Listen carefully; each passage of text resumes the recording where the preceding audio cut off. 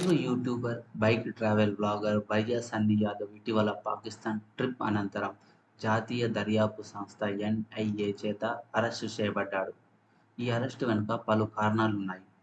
సన్నీ యాదవ్ ఇటీవల పాకిస్తాన్‌లో bike ride చేసి అక్కడ ఉన్న ప్రదేశాలను తన యూట్యూబ్ ఛానెల్‌లో పంచుకున్నాడు.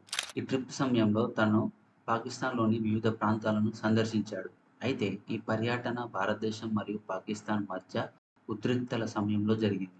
ప్రత్యేకించి పహల్గామ్ ఉగ్రదాడి తర్వాత భారత్ ఆపరేషన్ సింధూర్‌ను ప్రారంభించిన సమయంలో ఈ నేపథ్యంలో సన్నీ యాదవ్ పాకిస్తాన్‌లో ఉన్నారు అనే విషయం భద్రతా సంస్థల దృష్టికి వచ్చింది. ఎన్ఐఏ అధికారులు బన్నీ సన్నీ యాదవ్‌ను చెన్నై ఎయిర్‌పోర్ట్‌లో అరెస్ట్ చేశారు.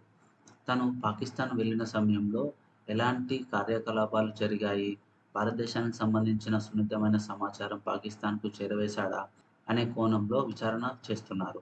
ఈ సమయంలో తన దగ్గరున్న ఫోన్, కెమెరాలు అన్నీ స్వాధీనం చేసుకొని ఫోరెన్సిక్ విశ్లేషణకు పంపించారు. సన్నీ యాదవ్‌పై ఆన్‌లైన్ బెట్టింగ్ యాప్‌లను ప్రమోట్ చేస్తున్నట్లు కూడా ఆరోపణలున్నాయి.